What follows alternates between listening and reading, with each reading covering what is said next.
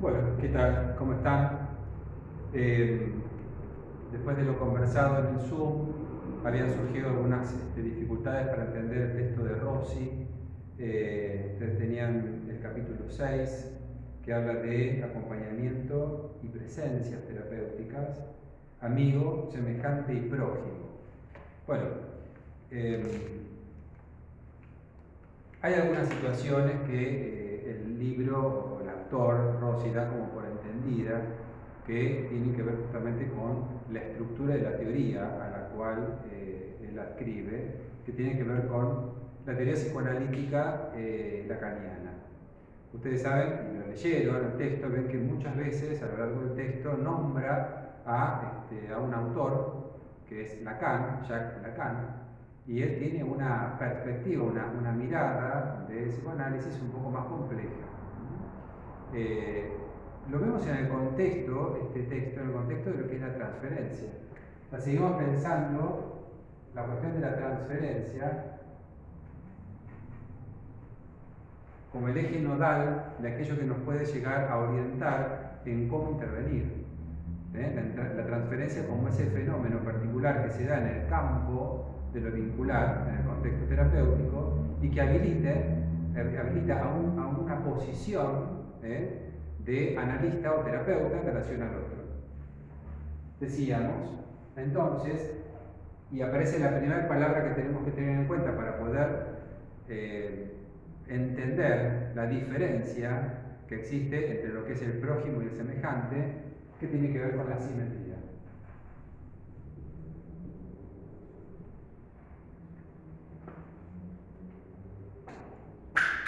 Con la simetría. La relación, decimos, es simétrica cuando los que componen el vínculo están en la misma línea en relación a sí, ¿no? O sea, vamos a suponer que yo salgo con un amigo y decimos que la relación de amistad es simétrica porque en ninguno de los dos está instalado un saber. Ninguno de los dos tiene una posición en relación al saber.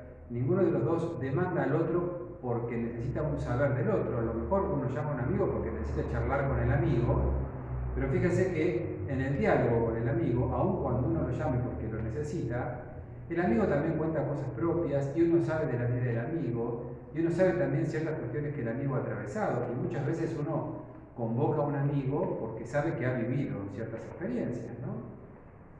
Y en función a estas experiencias es que lo convoca. Entonces, vos invitas a un amigo a tomar un café y vos le contás que estás atravesando una situación X, de angustia, de tensión, de malestar, y tu amigo te da, qué sé yo, primero te escucha y después te da también sus sugerencias, su punto de vista, sus anécdotas personales. Entonces se va construyendo una relación en donde los dos sujetos se interactúan de una manera simétrica. ¿Sí? No hay un lugar de sujeto supuesto saber. Sí hay algo que me parece que es interesante que el autor refleja en este texto. Sí hay un vínculo y como en todo vínculo, algo del orden de...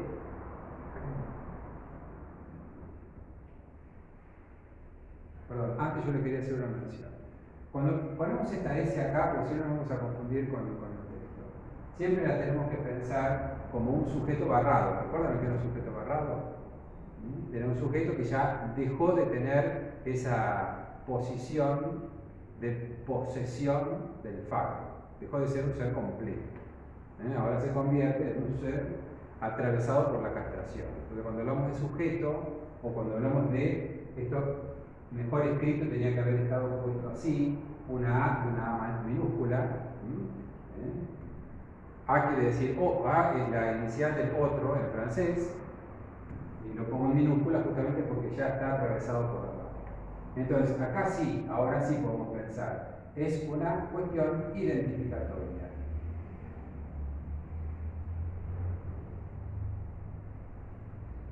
Se van a dar cuestiones de índole identificatorio, porque yo en definitiva en este otro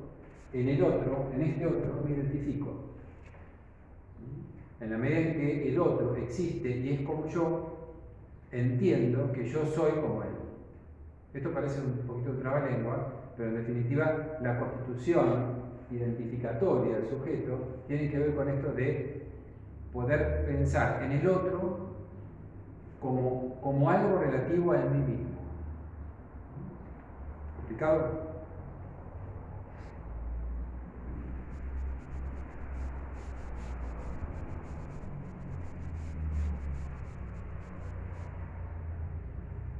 Vamos a un poquito al principio. Recuerdan que cuando hablamos de una relación, de esa relación madre-hijo, de esa relación en donde sí hay una cuestión de completud, de plenitud, en donde la madre lo es todo para el niño lo es todo para la madre, la mamá no tiene la mamá no tiene otro deseo que no sea el niño, y el niño es deseado, es puesto en una posición de deseo, de goce por ese otro. Acá este otro nosotros lo veníamos llamando madre, y a este sujeto lo veníamos llamando niño. ¿De acuerdo? Pero ahora vamos a pensarlo desde esta perspectiva, para poder entender algunas cosas que a lo mejor se ponen de manifiesto en el texto. Hablamos de otro en mayúscula y hablamos de un sujeto no barrado. Otro en mayúscula, un otro total, un otro completo, y un sujeto que está completo porque todo el deseo de este otro va a recaer. Ustedes saben que esto va a ser así hasta el momento en donde en el complejo de Edipo se va a dar una situación de resolución a partir de la angustia de castración. Eso lo habíamos visto en la otra materia. Bien. No obstante, ¿en qué momento el niño se identifica? ¿Cuál es el momento en el cual el niño constituye su yo y constituye un yo en donde el niño sabe que él es él? ¿Cuándo sabemos nosotros que somos nosotros? ¿Cómo sabemos que somos nosotros mismos? Bueno, esto es una construcción también. Y es una construcción que el sujeto arma con otro. En un momento particular que evolutivamente se encuentra entre los 12 y los 18 meses, 12 y 18 meses, más cerquita de los 18, que se llama estadio del espejo. Estadio del espejo. ¿Qué pasa en el estadio del espejo? Bueno, el niño completo, se reconoce en el espejo. La mamá todavía lo tiene UPA, 18 meses recién, hace poquito empezó a caminar, hace poquito empezó a balbucear algunas palabras, la madre viene hablándole, o sea que el atravesamiento discursivo el niño lo tiene. Y el niño está con su mamá a UPA, aún siéndolo todo para esa madre. ¿Sí? Y la madre juega por este niño. Juega, le habla, lo toca, andan. Y una de las cosas que por lo general ensaya la madre es un juego en el espejo. La madre lo muestra, se muestra a sí misma y a la imagen del niño en el espejo y hablan, juegan con el espejo. Bueno, ¿por qué la madre juega con el espejo? La madre juega con el espejo porque en definitiva todos jugamos con el espejo. Todos nos vamos a mirar al espejo, cada vez que salimos, cada vez que nos ponemos algo. En los adolescentes, ustedes saben, si tienen hijos adolescentes o niñas adolescentes, no salen prácticamente del baño porque la cuestión especular están en una situación de confirmación de identidad tan poderosa en ese momento que están permanentemente mirándose al espejo. Tienen que significar esa identidad. Bueno, en este punto el niño no sabe qué es él. En la reflexión del espejo, el niño no sabe qué es él. Vamos a hacer un ensayo de dibujo del espejo, ¿sí? Y de una mamá con un hijito en la mano, y en el espejo se refleja, claro, lo mismo, ¿no? De manera casi idéntica. Y el niño se ve reflejado en el espejo. El niño no tiene ni idea que es él. Quien le va a dar, quien le va a otorgar ese lugar de él es la madre. Es este otro que está operando como ese otro del goce, este otro. Y al niño está operando como un sujeto sin barba, o sea, un sujeto que porta todo lo que la madre necesita, empieza a reflejarse y empieza a darse 18 meses más o menos, entre un año y un año y medio. Empieza a darse cuenta que esa reflexión en el espejo es él. Lo cual genera toda una situación de tensión en el niño. Porque tengan en cuenta que este niño todavía, si bien se mueve y tiene cierta articulación en cuanto a sus movimientos, no tiene un total dominio de su cuerpo como sí lo tiene la madre. Entonces, por un lado se ve a él mismo, por otro lado, él ve a la madre. Se ve como la madre, y la madre también se ve a sí misma y lo ve al niño. Hay un juego de miradas en el espejo en donde el niño no solamente forma o inicia la formación de su identidad en función de lo que él ve en el espejo, sino y sobre todo de lo que este otro ve en el espejo. Lo que este otro ve en el espejo. ¿Sí? Y le devuelve al niño esto de sos vos. Eso que está en el espejo sos vos. Y lo llama, qué sé yo, María, le dice, mirá María cómo juega, cómo vuela, manito. Y María por un lado ve que es ella, María, la niñita, la bebé, María, ve que es ella en el espejo, pero a la vez ve que no es como la mamá. Acá hay una relación claramente asimétrica, ¿ven? Esta relación es asimétrica. Es una asimetría natural, en definitiva la mamá es quien sostiene, quien le da la palabra, quien lo ingresa al lenguaje, sobre todo a la cultura, al niño, y también le da las herramientas como para empezar a identificarse con el niño. Entonces, la identificación, estadio de espejo, más o menos entre los 12 y los 18 meses, empieza a constituirse desde ese lugar asimétrico del otro. No obstante, una vez que el niño empieza a conocerse como si empieza toda una construcción identificatoria. Porque el niño se reconoce a sí mismo, vamos a ponerlo acá, de nuevo eso. El niño se reconoce a sí mismo porque la madre lo reconoce y lo mira como tal. La madre, recuerdan que en un momento cae como absoluto porque hay un deseo puesto afuera, ¿sí? Y este deseo de la madre puesto afuera es lo que la hace incompleta y es lo que también hace incompleto al niño. Porque el niño ya no lo es todo para la madre. ¿Estamos? Fíjense.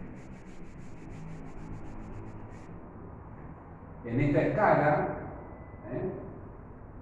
tenemos la lógica del goce. Un goce en donde nadie necesita más que del otro para vivir. Acá estamos en el orden de la angustia. Porque hay una pérdida. Y recuerdan que esta pérdida es lo que nosotros llamábamos la castración. El sujeto ahora va a estar barrado, va a estar atravesado por algo que en el mejor de los casos va a sustituir por la metáfora paterna, como ordenadora del aparato psíquico. ¿Recuerdan? Este sujeto ahora ya es un otro en minúscula. ¿Sí? El niño va al jardín, 3 años, 2 años y medio, 3, se encuentra con otros como él y se ve identificado en la figura del otro porque es un otro parecido al de la reflexión del espejo. Otro prima. Recuerdan que en matemática el número, cuando se tiene un prima, un palito de arriba, es como si fuera la repetición, el mismo número, especularmente hablando. Entonces, en este punto hay una lógica identificatoria.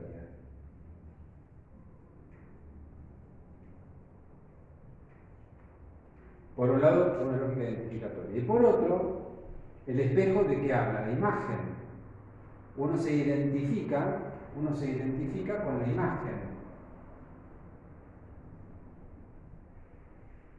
Uno se identifica con la imagen. Por lo tanto, esta lógica está atravesada por un registro que es el registro imaginario.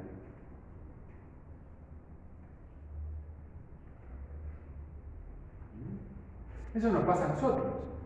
Nosotros nos sentamos por ejemplo, si tuviéramos un aula, nos sentamos en el aula, hablamos con nuestros compañeros de al lado y estamos viendo a ver qué copió, qué puso, qué entendió, qué no entendió, por qué. Porque en definitiva son otro como yo, que no soy yo, porque ya tengo una identidad formada de quién soy yo, pero es como yo. Y el hecho de que es como yo le genera una situación identificatoria en donde justamente a partir de ahí se puede interactuar desde un plano simétrico, porque esta imago, esta lógica imaginaria es una lógica también simétrica. Acá es donde está instalada la amistad. La amistad es simétrica. La amistad es identificatoria. En la amistad se producen efectos del orden del imaginario. Nosotros vemos al otro, y fíjense que en los adolescentes es casi, casi psicótico esto, ¿no? Los adolescentes por lo general es tanto el imago, es tanta la cuestión de identificación que tienen con su amiga, su amigo, que se visten de la misma manera, hablan de la misma manera, les interesan los mismos juegos. En los adultos no tanto, pero algo de esto también hay. Entonces, volvemos acá. Cuando hablamos de semejante, estamos hablando de esta posición. Ahora, la posición de semejante, si bien es una excelente posición para entablar una amistad, no es una posición desde la cual se pueda entablar una terapéutica. Justamente porque no está esa asimetría que ubica al otro en un orden de saber.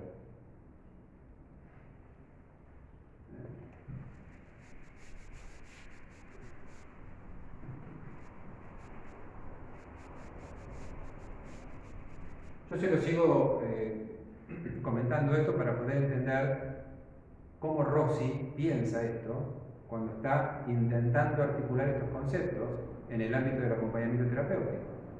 Porque nosotros, él va a decir, vamos a intervenir en este tipo de contexto, en un contexto que en algún punto es parecido al contexto analítico, pero en otro no.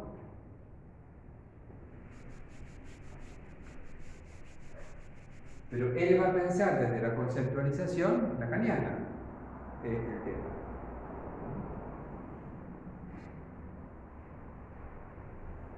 Decíamos entonces, vamos a pensar en un cuadrito. Yo le voy a hacer un cuadrito, miren, un cuadrito que después si quieren se lo olvida, nadie se lo va a tomar, no lo tiene que saber ni nada, pero para poder entender por qué el autor se mete con algo tan complejo que en definitiva no haría falta. Pero bueno, él se mete con esto y no puede salir de la cuestión teórica, porque en definitiva él adscribe a una teoría.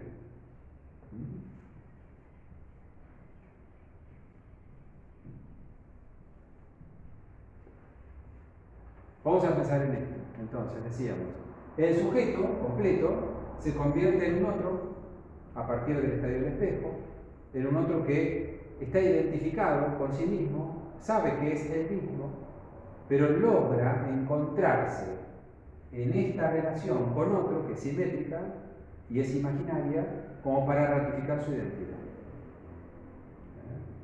Después hay todo un capítulo de la filosofía, muchos autores de la filosofía que van a hablar justamente de esto, de la identidad como aquello que me otorga la mirada del otro. No sé, pueden pensar en la filosofía de Sartre y otros, que justamente apuestan a la cuestión del otro en el mundo, y en la medida en que el otro me ve, yo existo.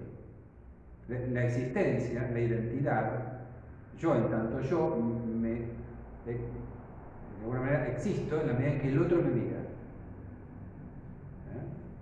Todo el existencialismo, que es todo un capítulo de la filosofía, entiende justamente que el otro es quien me da a mí la posición de ser en el mundo. Y yo también le doy al otro, en la medida en que lo miro, la posición de ser en el mundo. ¿Sí? En esta lectura. Acá está el sujeto no barrado, o sea, el sujeto que era ese bebé del otro completo. Y acá está el otro. Pero fíjense, acá no hay ningún punto que toque esto, porque esto ya, en este momento evolutivo del sujeto, ya no se toca más. Ya dejó de ser esa díada para convertirse en otra cosa. Y acá decíamos, en este plano, lo que está es lo imaginario. Vieron que nosotros habíamos estudiado los 3 registros de acá y decíamos, bueno, el real, el simbólico y el imaginario.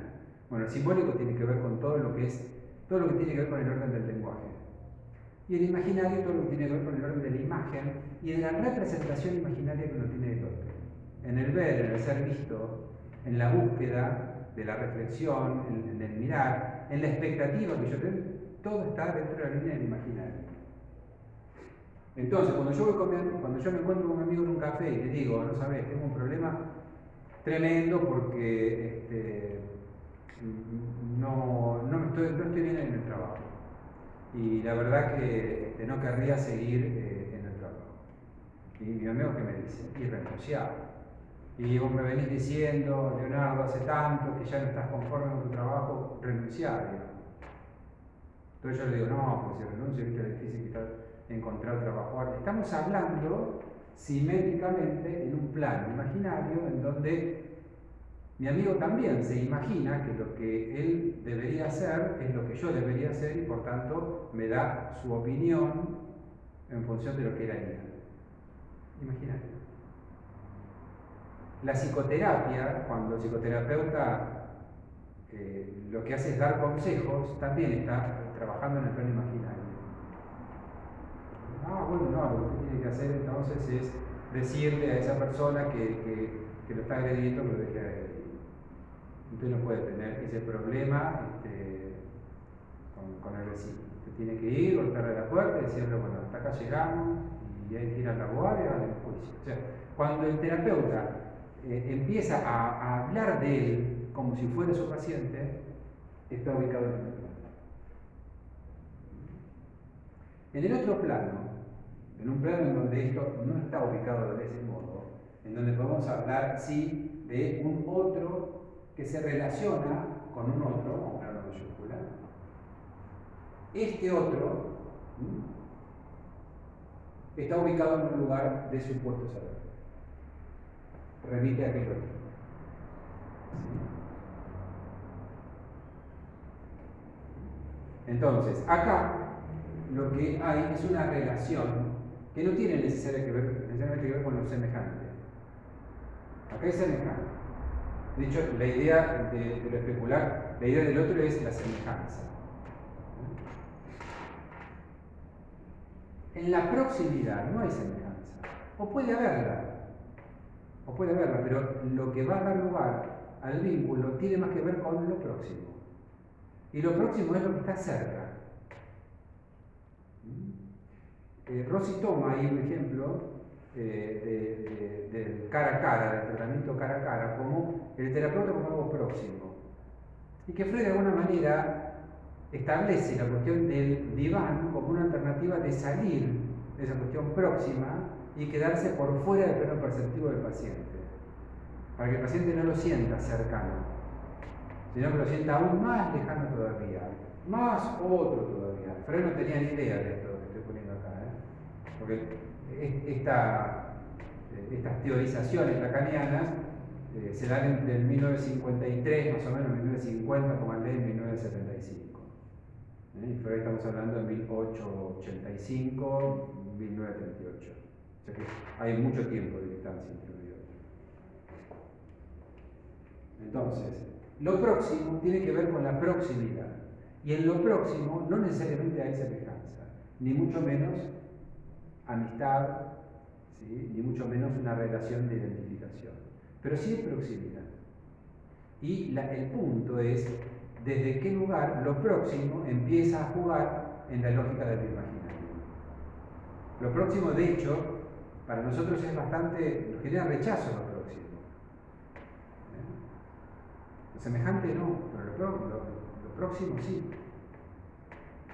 Cuando ustedes están en el colectivo, que a lo mejor el colectivo va medio vacío y se llenaron todos los asientos de uno y los asientos de dos. Y el que sube al colectivo va a tener que sentarse, si quiere ir sentado, en proximidad con otro, pues tiene que sentar al lado del otro. Y eso va a generar toda una situación de tensión, porque nadie quiere que se le sienten al lado. La situación de proximidad, vamos a poner acá, la situación de proximidad es invasiva.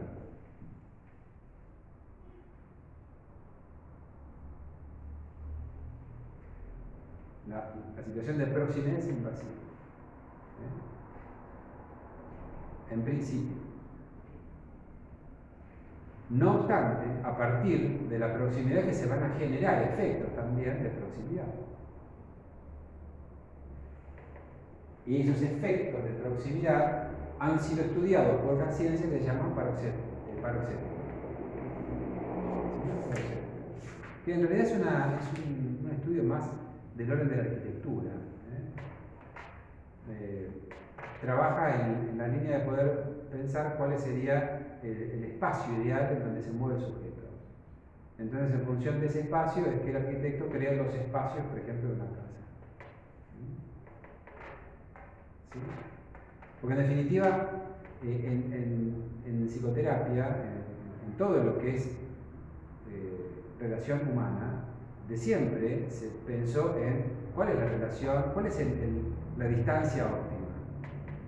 Y ahí es donde Rossi toma la metáfora del porcospín, que la toma de Freud, y Freud la toma de Schopenhauer, porque siempre ha sido algo importante esto de cuál es el lugar en donde yo me tengo que ubicar en relación al otro. Con un otro que no impacte desde lo imaginario, especularmente, identificatoriamente, generando una situación de amistad, pero tampoco una situación que genere invasión. Lo invasivo impacta en lo real, no está en el registro imaginario, está en el registro real, lo invasivo. Porque atenta o sea, hay algo que se pone en juego del orden de la intimidad, que uno no quiere que uno esté demasiado próximo, otro no quiere que esté demasiado próximo. Si es desconocido, ¿no? O sea, si es conocido o un amigo, bueno, la proximidad va teniendo distintas alternativas. Pero suponiendo que ustedes tengan un acompañante terapéutico, un acompañamiento terapéutico y tengan un primer encuentro, ¿dónde me voy a ubicar? El tipo no me conoce, no sabe quién soy, no somos amigos y no lo vamos a hacer. Vamos a construir un vínculo con una proximidad, porque vamos a estar cerca. Y tenemos que tratar que esa proximidad no genere una sensación invasiva, pero que tampoco genere una relación amistosa. Aunque el autor dice, no está mal que en algún momento en la psicoterapia haya algo del orden de lo identificatorio, del orden de lo simétrico, porque eso es lo que nos va a distinguir de la tarea del analista, del terapeuta, pero hay que tener cuidado con esto de la proximidad. Entonces,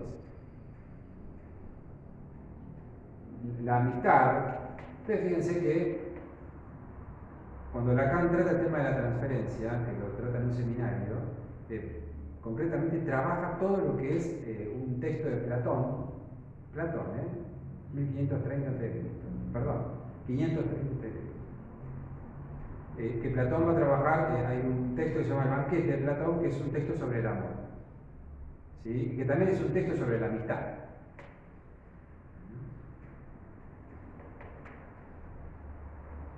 ¿Por qué? Porque la transferencia, ¿qué genera?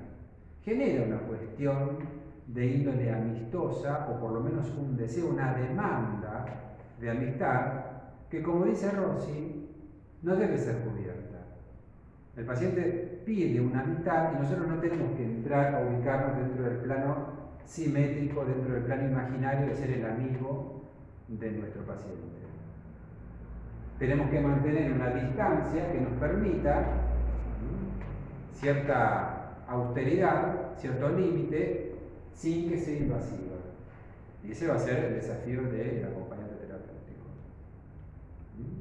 Recuerden que veíamos en el cuatrimestre anterior el movimiento 3, los movimientos del vínculo, y decíamos en el movimiento 3, bueno, pueden haber riesgos de confusión porque la relación ya está como bastante avisada y se pueden generar situaciones de amistad o otro tipo de vínculos que, bueno, es lo que justamente Rossi está planteando. Cuidado que esto no ocurra.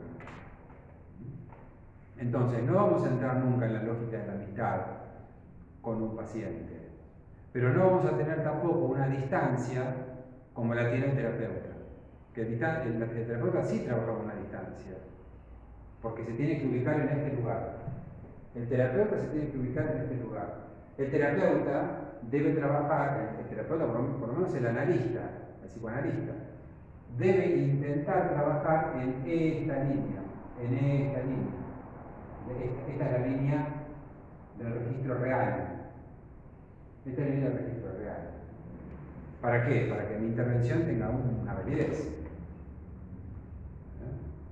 Me decía, hace un tiempo me decía una paciente, mirá, todo el mundo me dice que yo lo que tengo que hacer es blanco, pero cuando vos me lo sugerís, ahí me doy cuenta que lo que tengo que hacer es blanco.